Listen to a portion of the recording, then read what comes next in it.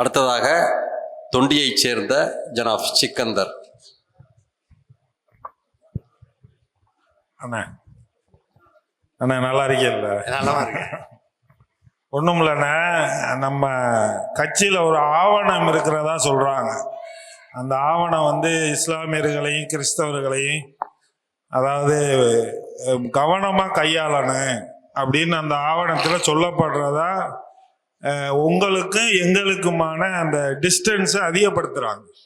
உண்மையிலே அந்த ஆவணம் நீங்கள் வெளியிட்டது தானா? யார்கிட்டயாவது அந்த ஆவணம் இருக்கான்னு கேளுங்க. என்னண்ணா? யாருக்கிட்டயாவது அந்த ஆவணம் இருக்கான்னு கேளுங்க. இல்லை, நம்ம வலைதளங்கள்ல இருக்குது அந்த ஆவணம். அந்த ஆவணத்தை வச்சுக்கிட்டு நிறைய இஸ்லாமிய அறிஞர்களை அந்த ஆவணத்தை வச்சுக்கிட்டு உங்களுக்கு எங்களுக்குமான அந்த இடைவெளியை அதிகப்படுத்துறாங்க. அதாவது சரியான ஒரு அரசியலை நம்ம சொல்ல வரும்போது தொடங்கி இந்த மாதிரியான ஒரு பயத்தை உண்டு பண்றாங்க. அதான் எனக்கான அந்த கேள்வி.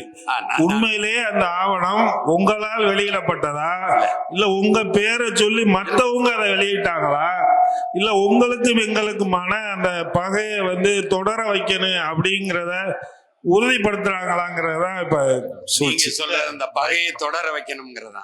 பகையே நமக்குள்ள இல்ல, பகை போல ஒன்றை உருவாக்கணுங்கிறதா. அப்போ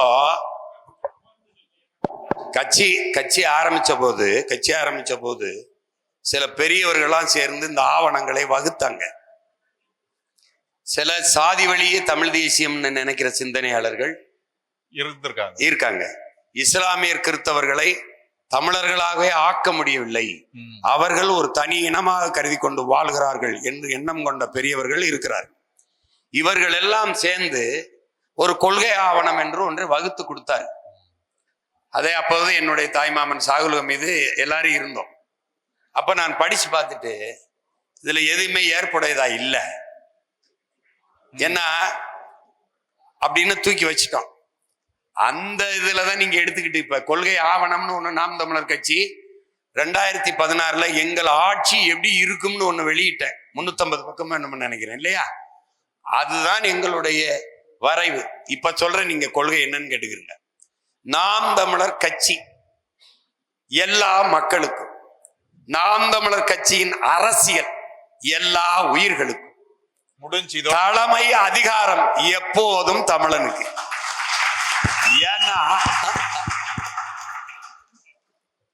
ஏன்னா இங்க பாருங்க, இந்த ஒரு நிலம்தான் எனக்கு இருக்கு. இமய வரை இருந்தேங்கிறது வரலாறு, ஆனா இதுதான் இருக்குங்கிறது நிகழ்கால உண்மை.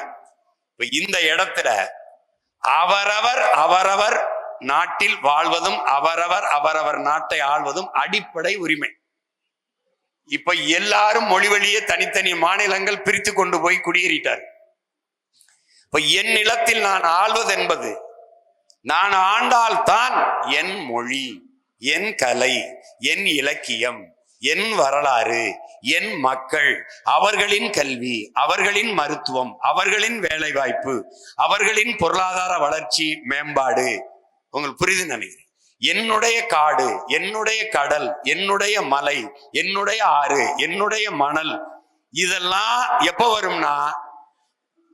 வரும்னா என் தாயர்களை, என் தாயை எல்லோரும் அம்மா என்று அழைக்கலாம். ஆனால் மகன் நான் ஒருவன், என்னுடைய நேசமும் மற்றவர்கள் அம்மாவென்று அழைக்கிற நேசமும் பாசமும் ஒன்றல்ல. அது மாதிரி யாரும் வரலாம், வாழலாம், நாங்க தான் ஆளுவோம். புரியுதா உங்களுக்கு? அப்ப இதுல என்ன வருதுன்னா, எல்லோரையும் வாழ வைப்போம், அது தமிழ் தேசிய இனத்தின் பெருமை. ஆனால் எம் இனம் சார்ந்த ஒருவனை ஆள வைப்போம், அது எம் இனத்தின் அடிப்படை அரசியல் உரிமை. இது எங்க கோட்பாடு.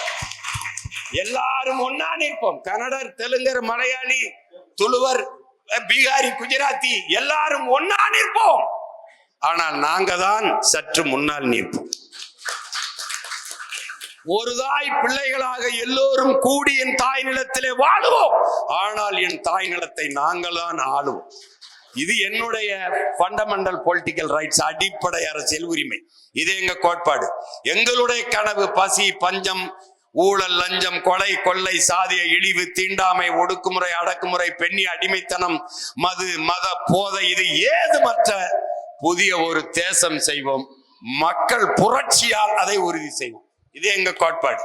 இதுல இவர் இஸ்லாத்தை, இவர் கிறிஸ்துவர், இவர் இந்து, இவர் பீகாரி, கல்வி எல்லாருக்கும் இலவசம்னா எல்லாருக்கும் இலவசம் தான்.